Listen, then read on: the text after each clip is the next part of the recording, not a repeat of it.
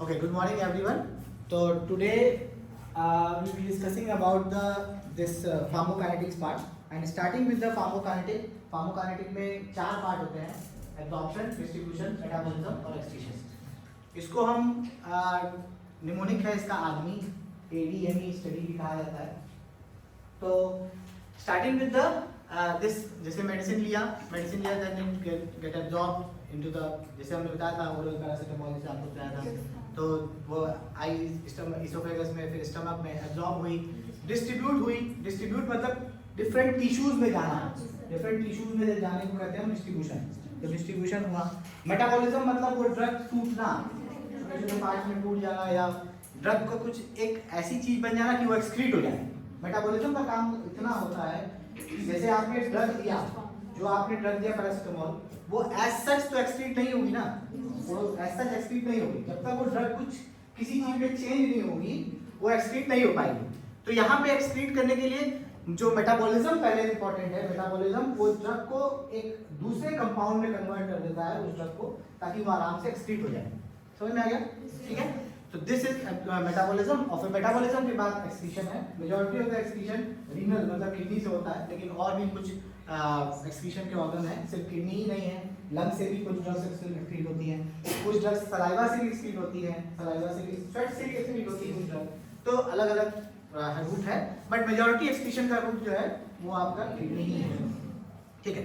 तो coming with the definition, pharmacokinetic is the quantitative study of drug movement.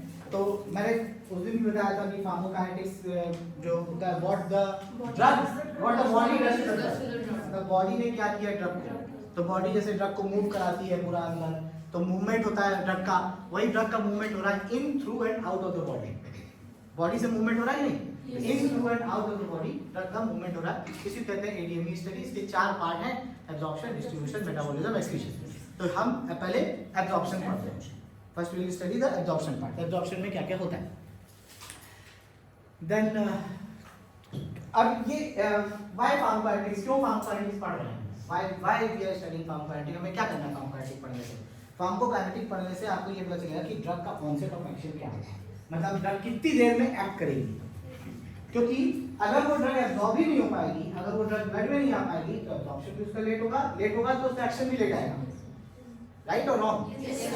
Late आएगा. इसलिए कहते हैं ड्रग का ऑनसेट ऑफ एक्शन, ड्रग का एक्शन कितनी देर में आएगा, ये आपको फार्माकोकाइनेटिक पैरामीटर बता देगा ना. Peak concentration level. Peak concentration मतलब लेवल मतलब होता है कि जैसे मान लो ड्रग आपने अभी ली और ड्रग का 1 घंटे बाद उसका असर आ रहा है, तो पीक लेवल ड्रग का कब पहुंचा, कितनी देर में पहुंचा, वो तो फार्माकोकाइनेटिक पैरामीटर ही बताएगा. एब्जॉर्प्शन है, डिस्ट्रीब्यूशन है, तो भी तो बताएगा वो. ठीक है. ड्यूरेशन ऑफ एक्शन, कितनी देर तक दवा आपके शरीर में रही, शरीर में कितनी देर तक रही. मतलब मान लो जैसे पैरासिटामोल है, पैरासिटामोल आपको दिन में 2 बार 3 बार खाना पड़ता है. अगर वो पैरासिटामोल 5-6 घंटे के लिए है, तो ये कौन बताया कि पैरासिटामोल का कि 5-6 घंटे तक आपके शरीर में रहेगी, उसके बाद एक्सक्रीट हो जाएगी. फार्माकोकाइनेटिक पैरामीटर बताएगा, क्योंकि एब्जॉर्प्शन, डिस्ट्रीब्यूशन, मेटाबॉलिज्म, एक्सक्रीशन वही बता रहा है. ठीक है. चलिए, तो ये क्लिनिकल इंप्लीकेशन है क्यों हम फार्माकोकाइनेटिक्स पढ़ते हैं, ये इसका मतलब इतना सा था.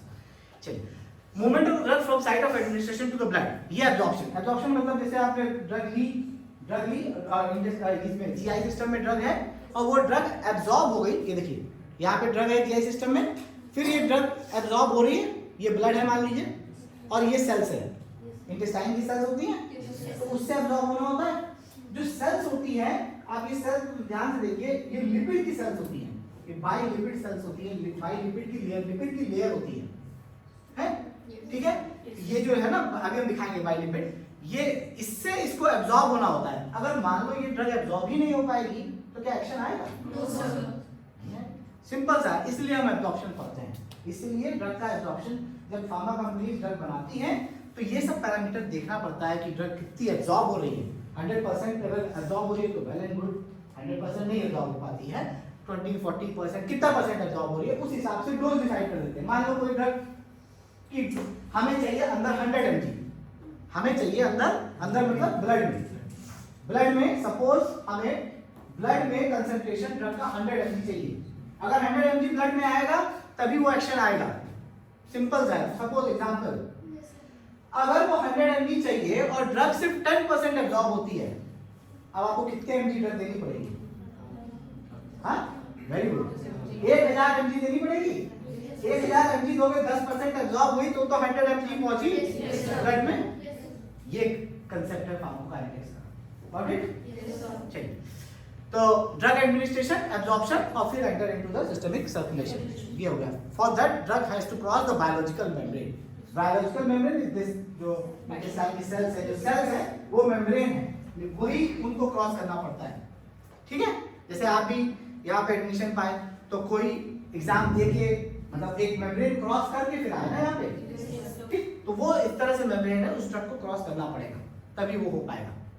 अब फार्मा कंपनी उसी तरह की ड्रग बनाती हैं कि ये आराम से अब्जॉर्ब हो जाए, आराम से मेम्ब्रेन क्रॉस कर जाए। तो ऐसे क्या फैक्टर्स हैं वो देखेंगे हम। ये देखिए लिपिड की लेयर होती है, ये आपने डायग्राम कभी देखा भी होगा पहले। बायोलिपिड लेयर होती है, देखिए इसमें हाइड्रोफिलिक हाइड्रोफोबिक मोइटी होता है, ऐसे बायोलिपिड की लेयर। जो सेल हम दिखा रहे थे उस सेल का और माइक्रोस्कोपिक व्यू देखोगे तो ये ऐसे दिख रहा है। ठीक है, तो अगर मान लीजिए एक एक्टिव डिफ्यूजन, पैसिव डिफ्यूजन, ये भी आपने सुना होगा। पैसिव, मान लीजिए ड्रग का कंसंट्रेशन जहां ज्यादा है वहां से हाई की तरफ, हाई से लो की तरफ जा रही है, आराम से जाएगी। एक फैक्टर तो ये होगा कि अगर हाई से लो चले जाए तो भी ड्रग ड्रॉप हो जाएगी आराम से। ठीक है, और दूसरा कुछ होते हैं फैसिलिटेटेड डिफ्यूजन, मतलब वहां पे कैरियर्स लगे रहते हैं, जो सेल्स है, सेल्स से क्रॉस होगी ना, तो सेल्स पे कैरियर्स लगे हैं। अब उस कैरियर से वो ड्रग, वो कैरियर जो होता है ड्रग को अंदर ले गया। देखिए आप ले गया नहीं, यहाँ से उठाया और फिर ये अंदर ले गया। क्लियर? और एक होता है एक्टिव ट्रांसपोर्ट, वो एटीपी में जनरेट होता है। एक्टिव मतलब यहाँ पे एनर्जी, तो यहाँ पे एनर्जी यूज हो रही है, एटीपी एडीपी में कन्वर्ट हो रहा है। ATP is energy, adenosine triphosphate, adenosine triphosphate, adenosine triphosphate, try का डाई में हो गया, मतलब एक फॉस्फेट रिलीज हो गया, एनर्जी यूटिलाइज हो गई। तो ये एनर्जी यूटिलाइज हो गई, यहाँ एनर्जी यूटिलाइज हो गई और ड्रग मॉलिक्यूल्स जो है वो अंदर चलेगा। ठीक है, मतलब देखिए आप लो कंसंट्रेशन से हाई कंसंट्रेशन में भी चला गया, क्योंकि एनर्जी आप यूज कर पा रहे हैं। वो यहाँ पे देखिए, यहाँ पे ऐसा नहीं हो सकता, यहाँ पे लो से हाई में नहीं जा सकता, विदाउट एनर्जी वो नहीं जा सकता, उसे चाहिए एनर्जी। अगर लो से हाई में जाए, हाई से लो पे चला जाए। ठीक है ना, क्लियर? चलिए, तो एब्जॉर्प्शन किस पे डिपेंड करेगा, किस पे डिपेंड करेगा? मान लीजिए ड्रग, हाँ कंसंट्रेशन, ठीक है, मतलब दो फैक्टर हम ब्रॉडली डिवाइड कर रहे हैं। एक फैक्टर हम बोलते हैं ड्रग रिलेटेड फैक्टर और एक हम कहते हैं पेशेंट रिलेटेड फैक्टर। जैसे मान लीजिए किसी अगर मतलब कोई पेशेंट ऐसा है जिसको अगर ड्रग को एब्जॉर्प्शन के लिए एसिड की रिक्वायरमेंट है, सपोज गैस्ट्रिक एसिड की रिक्वायरमेंट है, और पेशेंट एक ऐसा है जिसको हाइपर एसिडिटी होती है, उसका एब्जॉर्प्शन ज्यादा अच्छा होगा कि नहीं? एक पेशेंट ड्रग को एब्जॉर्ब होने के लिए ड्रग के फैक्टर्स होते हैं अलग अलग। मान लो कोई ड्रग जो होते हैं लो पीएच में एब्जॉर्ब होते हैं, कोई ड्रग हाई पीएच में एब्जॉर्ब होते हैं। मेरा ये कहने का मतलब है, अगर लो पीएच मतलब एसिडिटी, हाई पीएच मतलब बेसिक। तो अगर किसी को लो पीएच है, कोई लो पीएच का पेशेंट है और ड्रग भी लो पीएच में ज्यादा अच्छी एब्जॉर्ब होती है, तो उसमें एब्जॉर्प्शन बढ़ जाएगा ना। और अगर हाई पीएच का पेशेंट होगा तो उसमें एब्जॉर्प्शन कम हो जाएगा। तो पेशेंट रिलेटेड फैक्टर्स अलग अलग, विल सी दैट। और ड्रग रिलेटेड फैक्टर्स हैं, तो ड्रग रिलेटेड फैक्टर्स और पेशेंट रिलेटेड फैक्टर, ये दो फैक्टर्स होते हैं। ड्रग रिलेटेड फैक्टर्स में कौन कौन से फैक्टर है? एक physical property of the drug, suppose एक फॉर्मूला लिख लीजिए, एक आईपीएल इंडिया करके है, आईपीएल इंडिया एक निमोनिक है, आईपीएल इंडिया। आईपीएल इंडिया का मतलब जो आई से है, I for ionized, I for ionized, P for polar, ionized polar, L for lipid, ionized polar lipid insoluble, I for insoluble, ionized polar lipid insoluble। इसका मतलब ये कि जो ड्रग आयोनाइज्ड होगी और जो ड्रग पोलार होगी, पोलार मतलब समझते हैं आयन, इसमें आयन होगा, तो जो ड्रग आयोनाइज्ड होगी, जो ड्रग पोलार होगी, वो लिपिड इनसॉल्युबल होगी। ठीक है, अगर लिपिड इनसॉल्युबल ड्रग होगी तो लिपिड इनसॉल्युबल ड्रग एब्जॉर्ब हो पाएगी, यस और नो? अगर लिपिड इनसॉल्युबल कोई ड्रग है तो वो अच्छा एब्जॉर्ब होगी, कम एब्जॉर्ब होगी, क्योंकि लिपिड की लेयर है। लिपिड, अगर लिपिड उसको नहीं मिलेगा तो कहां से लेगी? वो नहीं लेगी। लिपिड इनसॉल्युबल, अगर लिपिड इनसॉल्युबल मतलब लिपिड में सॉल्युबल नहीं है, लिपिड की लेयर को क्रॉस करना है, लिपिड इनसॉल्युबल है, तो कैसे एब्जॉर्ब होगी? Not possible. तो वही चीज लिखा हुआ है, देखिए lipid soluble drugs are highly soluble, जो लिपिड सॉल्युबल होगी वो हाईली सॉल्युबल होगी। हमने आपको लिखा है ionised polar are lipid insoluble. अब ये भी देखेंगे कि आयनाइज एक आयन का फैक्टर, पीएच का जो फैक्टर होता है, और पोलैरिटी का फैक्टर वो भी है। तो ये देखिए लिपिड सॉल्युबल ड्रग्स आराम से क्रॉस कर जाएगी, ठीक है। दूसरा पार्टिकल साइज, अगर छोटा पार्टिकल साइज होगा तो ज्यादा अच्छा एब्जॉर्प्शन होगा, बड़ा स्मॉल पार्टिकल साइज ऑब्वियसली, क्योंकि इतनी बड़ी जगह थोड़ी ना है कि तुम इतना बड़ा दूसरा हो, तो छोटा पार्टिकल साइज होगा तो वो जल्दी एब्जॉर्ब होगी। तो ये एक फैक्टर हो गया।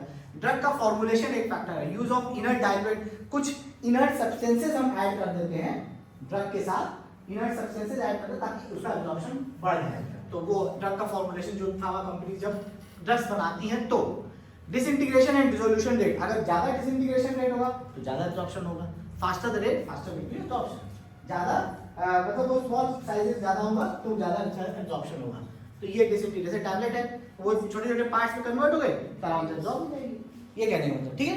These are the drug related factors, ये इंपॉर्टेंट है। पेशेंट रिलेटेड फैक्टर्स में आयोनाइजेशन यानी जो ड्रग का पीएच, अगर एसिडिक पीएच होगा, और अच्छा ये बताओ जैसे अगर एसिडिक पीएच होगा और अगर एसिडिक पीएच है और अगर एसिडिक ड्रग है तो ड्रग आयनाइज हो जाएगी कि नहीं होगी? आयनाइज मतलब समझते हो, तो वो हो जाएगी कि नहीं होगी?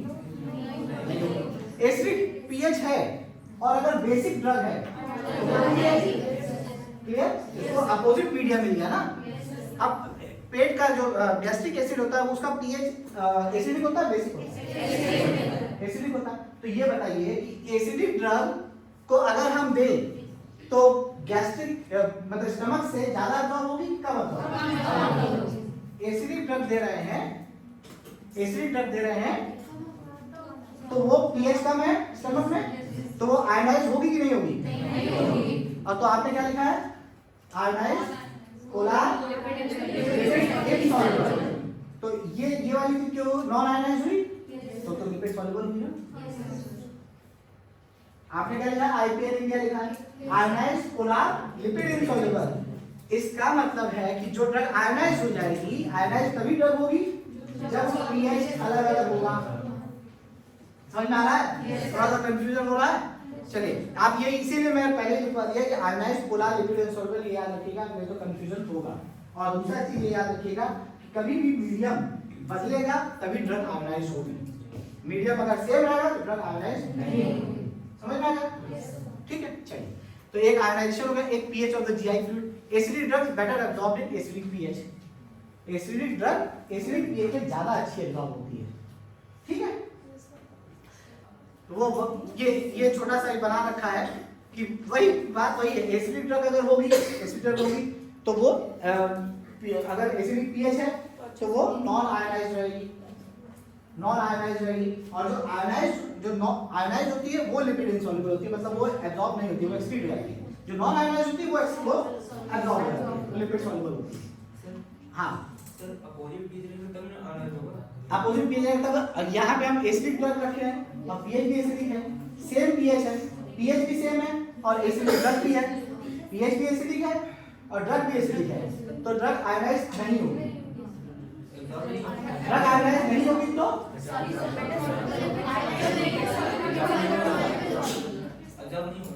ड्रग आयनाइज नहीं होगी तो एब्जॉर्ब होगी। आयनाइज पोलर लिपिड इनसॉल्युबल लिखिए,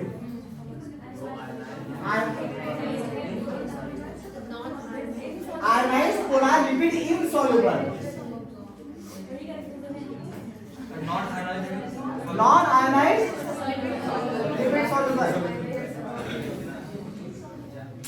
ये आप बाद में भूल जाओगे, इसीलिए मैंने आईपीएल इंडिया पहले बोला था। आईपीएल इंडिया का कंसेप्ट याद रखेंगे तो आपको याद रहेगा ये बात, नहीं तो भूल जाओगे, पक्की बात है।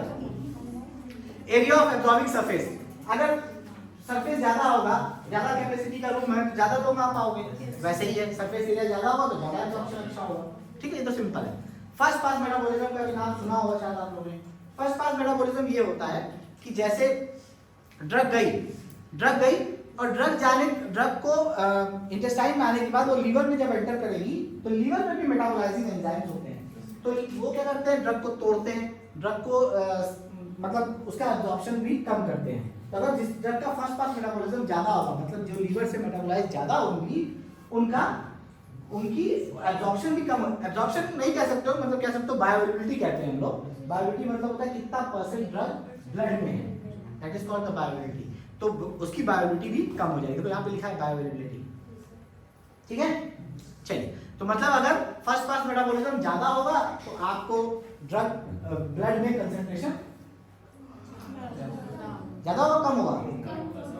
फर्स्ट पास मेटाबॉलिज्म ज्यादा होगा तो ब्लड में कंसंट्रेशन कम होगा ना, लीवर मेटाबोलाइज कर देगी ना ड्रग को। ठीक है, चलिए, now coming to the bioavailability. Bioavailability भी आपके टॉपिक में है, एक हेडिंग है बायोअवेलेबिलिटी का कि बायोअवेलेबिलिटी होती क्या है। It's a percent of administered drug reaching the systemic circulation following non vascular administration. कोई इसमें कोई वर्ड नहीं समझ में आ रहा हो?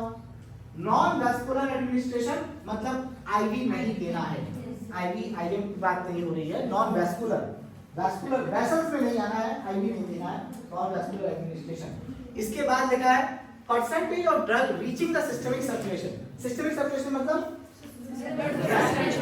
ब्लड में कितनी ड्रग आ रही है फॉलोइंग नॉन वैस्कुलर एडमिनिस्ट्रेशन। क्योंकि अगर आप वैस्कुलर एडमिनिस्ट्रेशन करोगे तो बायोअवेलेबिलिटी कितनी होगी, इसीलिए आईवी के लिए बायोअवेलेबिलिटी नहीं नापते हैं, आईवी का तो होना ही 100% है। ठीक है, चलिए, तो ये बायोअवेलेबिलिटी कांसेप्ट है। If 500 milligram drug is given 50 milligram reaching the systemic circulation, bioavailability is 10%, तो निकाल देंगे आप, मैथमेटिकल है। तो अगर ये बताइए बायोअवेलेबिलिटी अगर ज्यादा होगी तो give the low dose of drug, सही लिखा है ना? बायोअवेलेबिलिटी ज्यादा है तो डोज कम दीजिए, बायोअवेलेबिलिटी कम है तो डोज ज्यादा दीजिए। तो इस आपको मैं बता दूं क्लिनिकल इंप्लीकेशन क्या क्या होता है, वो क्लिनिकल इंप्लीकेशन दिख रहा है आपको कि किस तरह से यूज करते हैं हम फार्माकोकाइनेटिक पैरामीटर को ड्रग बनाने में। ठीक है, एब्जॉर्प्शन, एब्जॉर्प्शन ज्यादा होगा तो बायोअवेलेबिलिटी ज्यादा होगी कि एब्जॉर्प्शन कम होगा? एब्जॉर्प्शन ज्यादा होगा, ठीक लिखा है, एब्जॉर्प्शन कम होगा, ठीक लिखा है, सही है। Bioavailability of a drug given by ivy is 100%, यही हम डिस्कस कर रहे थे। फर्स्ट पास मेटाबॉलिज्म को प्री सिस्टमिक मेटाबॉलिज्म भी कहा जाता है। क्यों? क्योंकि सिस्टमिक मतलब ब्लड वेसल्स में नहीं, उसके पहले ही मेटाबॉलिज्म हो गया, इसी मेटाबॉलिज्म उसके पहले ही हो गया लीवर में। लीवर में जो मेटाबॉलिज्म हो रहा है उसे कहते हैं metabolism between the site of absorption to the site systemic circulation, इसे कहते हैं first pass metabolism. First pass metabolism ज्यादा होगा कि कम होगा? बायोअवेलेबिलिटी कम होगा, ज्यादा होगा, क्या होगा?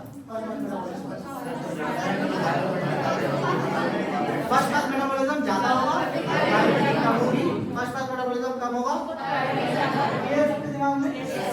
चलो, लीवर में metabolise much of the drug before it enters the systemic circulation, देख रहे हैं, मेटाबोलाइज कर देगा लीवर। लीवर में बहुत सारे एंजाइम्स होते हैं, ज्यादातर एंजाइम मेटाबॉलिज्म के लीवर में ही पाए जाते हैं, और भी होते हैं, विल सी दैट।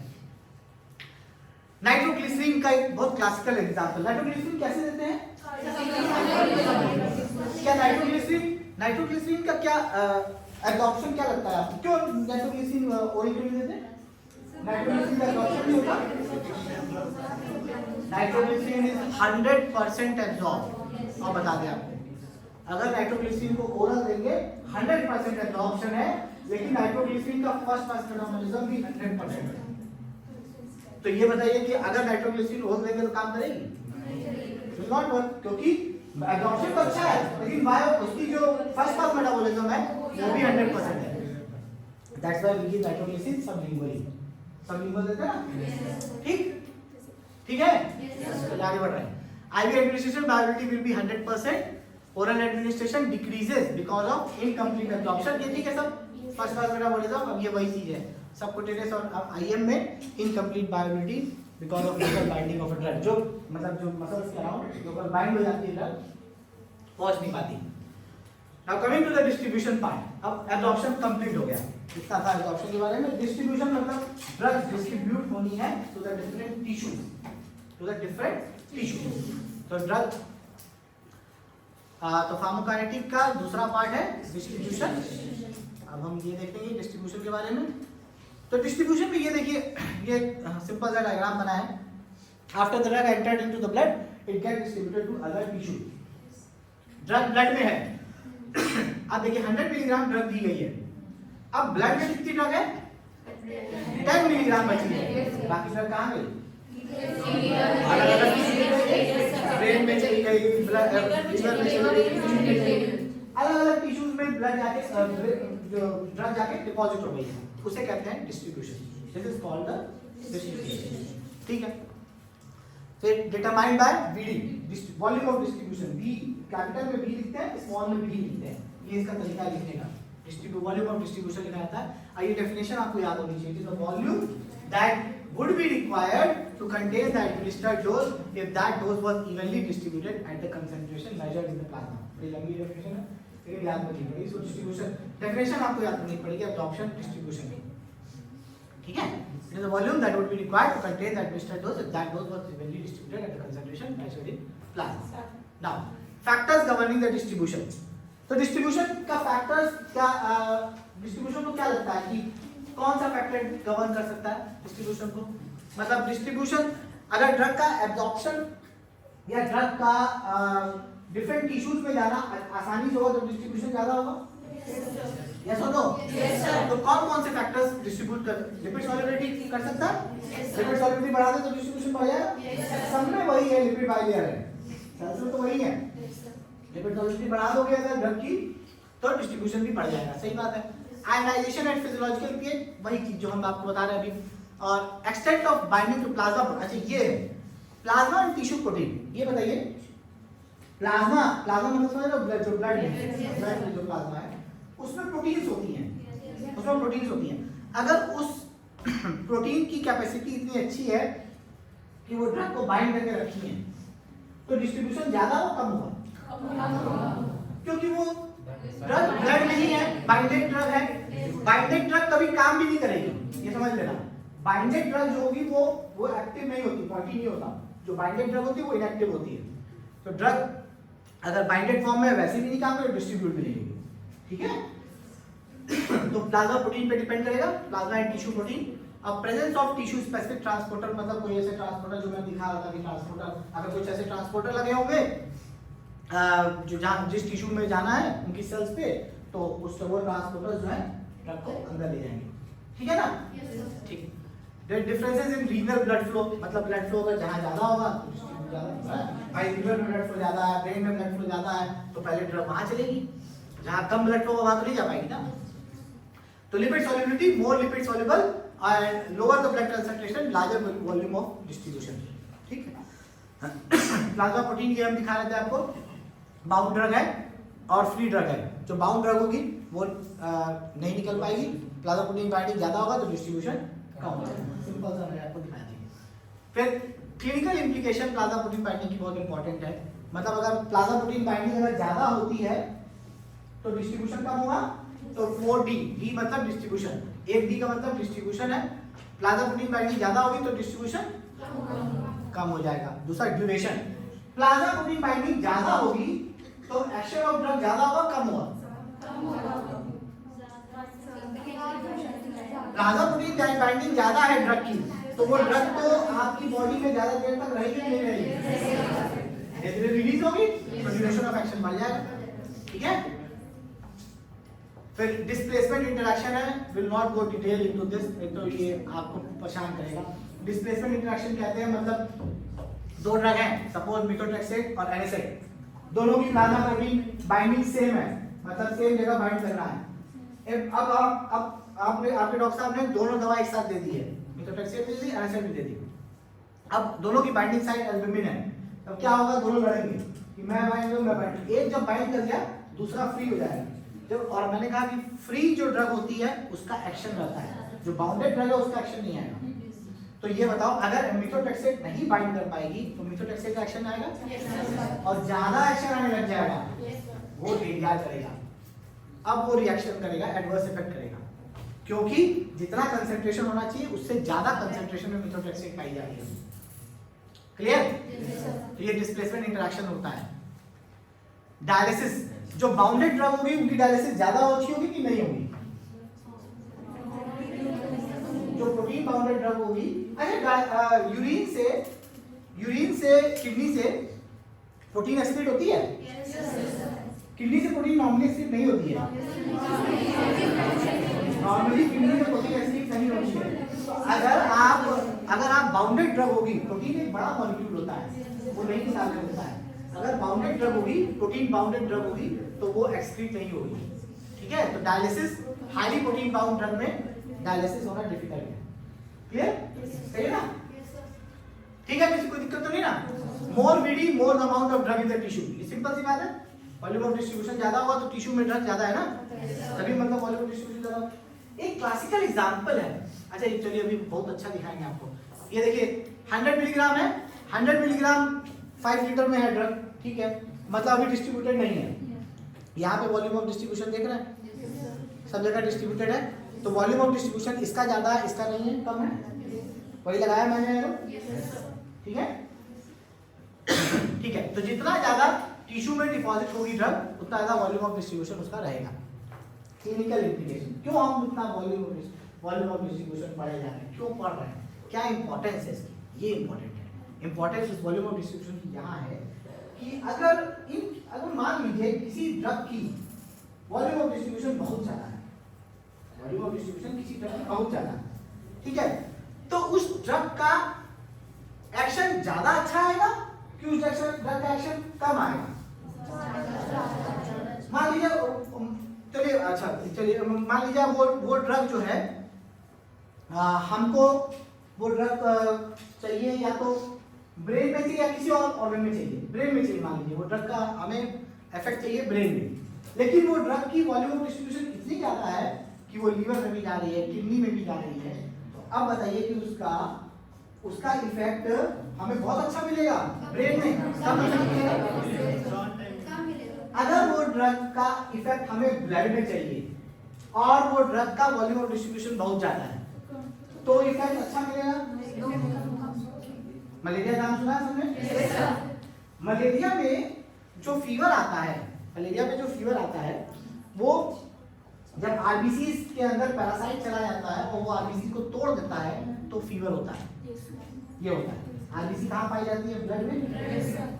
आपको इफेक्ट मलेरिया की ड्रग का इफेक्ट ब्लड में चाहिए कि टिश्यू में चाहिए? मलेरिया के लिए कोई ड्रग पता है आपको? क्लोरोक्विन, सबसे इंपॉर्टेंट ड्रग है, लेकिन क्लोरोक्विन की एक टेंडेंसी है कि उसकी वॉल्यूम ऑफ डिस्ट्रीब्यूशन बहुत ज्यादा है, सबसे हाईएस्ट वॉल्यूम ऑफ डिस्ट्रीब्यूशन रखता है 1400 लीटर, सबसे हाईएस्ट वॉल्यूम ऑफ डिस्ट्रीब्यूशन रखता है वो, लेकिन अब वॉल्यूम ऑफ डिस्ट्रीब्यूशन तो बहुत ज्यादा है उसका, अब उसका इफेक्ट तो आना ही नहीं चाहिए क्लोरोक्विन का। क्लोरोक्विन की टेंडेंसी ये है कि वो ज्यादातर जाता है लीवर में जाके डिपॉजिट हो जाता है, उसकी टेंडेंसी ये है। लेकिन हम यहाँ बात कर रहे हैं कि अगर मलेरिया में इफेक्ट चाहिए तो वो ड्रग को ब्लड में होना चाहिए, क्योंकि ब्लड में आरबीसी है, वहां पे तोड़ रहा है पैरासाइट, वहां पे हमें बचाना है, तभी हमें उसका फीवर कम कर पाएंगे, हमें उसका इफेक्ट फीवर में नहीं चाहिए। क्लियर? ठीक। अब क्या करें उसका, अब क्या करें है तो क्लोरोक्विन बहुत अच्छी है, अब लेकिन कैसे दें उसको? तो ऐसा काम करिए कि हम टिश्यू को लोड कर दें, मतलब टिश्यू को लोड करने का मतलब है, मान लीजिए लीवर में जा रही है ड्रग, तो लीवर में इतनी ड्रग डाल दो कि अब उसमें लीवर ऑक्यूपाई ना कर पाए उस ड्रग को। This is called the loading dose. हमने लोड कर दिया टिश्यू को विद द उतना अमाउंट, मान लो 600 1000 mg से लोड कर दिया कि अब तुम्हारे पास कैपेसिटी नहीं है कि तुम ड्रग ले पाओगे। जब उसके पास कैपेसिटी नहीं है तो ड्रग जाएगी कहाँ? अब तो ड्रग आएगी ब्लड में। ये होता है लोडिंग डोज। जिसकी वॉल्यूम ऑफ डिस्ट्रीब्यूशन ज्यादा होती है उस ड्रग को हमें लोडिंग डोज देनी पड़ती है। और कभी भी आप क्लोरोक्विन जब मलेरिया का पत्ता उठाओगे उसमें देखना, अब ध्यान देना, एंटी मलेरियल ड्रग में जब क्लोरोक्विन देखोगे तो जो पहले दिन दी जाती है शुरुआत में वो 600 mg की दी जाती है, बाद में डोज कम हो जाती है। वो जो 600 mg दी जाती है वो लोडिंग डोज है, क्योंकि लोड करना है टिश्यू। लोडिंग डोज का मतलब to load the tissue. Clear? ठीक है? This is the implication of volume of distribution. Initial high dose given to start the action of the drug, given to load the tissue, only then drug will stay in the plasma.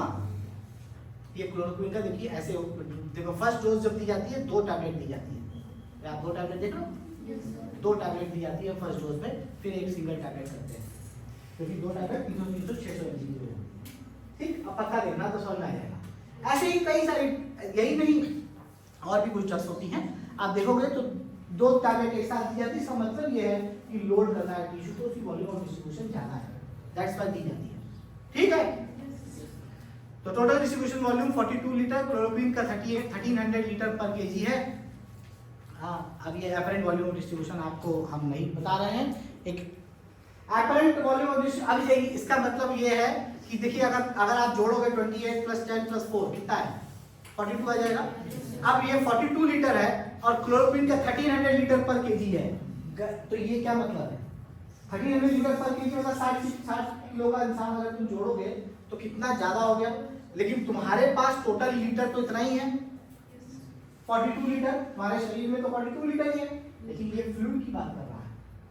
लेकिन और हम बात कर रहे हैं tissue में जाने की, जो जैसे टिश्यूज में मसल्स में चला जाता है, आपके लिए जरूर this is called the apparent volume of distribution, apparent कहा जाता है इसको। जब पढ़ोगे तो देखना, नहीं समझा तो पूछ लेना हमसे, क्योंकि इसमें थोड़ा सा डिटेल जानने की जरूरत पड़ जाएगी। फिर just remember the volume of distribution, और वॉल्यूम ऑफ डिस्ट्रीब्यूशन ट्रू नहीं है, ट्रू वॉल्यूम ऑफ डिस्ट्रीब्यूशन नहीं है, वो एपरेंट वॉल्यूम ऑफ डिस्ट्रीब्यूशन है, क्योंकि इसकी जो डोज है वो ज्यादा डिस्ट्रीब्यूशन हो रहा है इसलिए। रीडिस्ट्रीब्यूशन क्या कंसेप्ट है, रीडिस्ट्रीब्यूशन का मतलब कंसेप्ट है कि एक बार ड्रग गई from the site of action, फिर उसके बाद ड्रग वापस उसमें टिश्यू में चली गई और फिर वापस ब्लड डाली, रीडिस्ट्रीब्यूशन ये। अच्छा, ये अब क्वेश्चन, तो सब कुछ क्वेश्चन हम देखेंगे, ये लगता है इसका आंसर बताओ। Highly ionised drug excreted mainly by the kidney can cross the placental barrier easily, well absorbed from intestine, accumulates in the cellular lipids. Which option? A highly ionized drug, ionized, polar,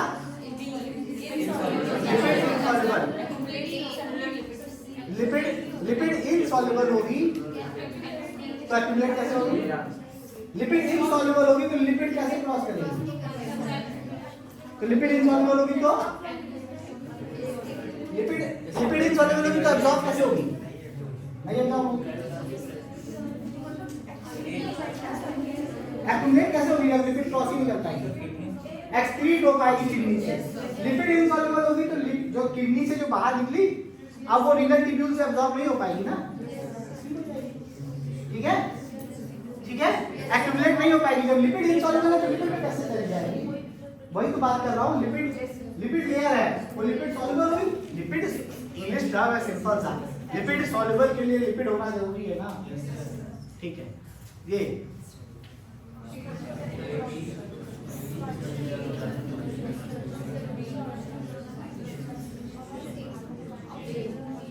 ठीक है, ADM, ठीक है, ठीक, okay.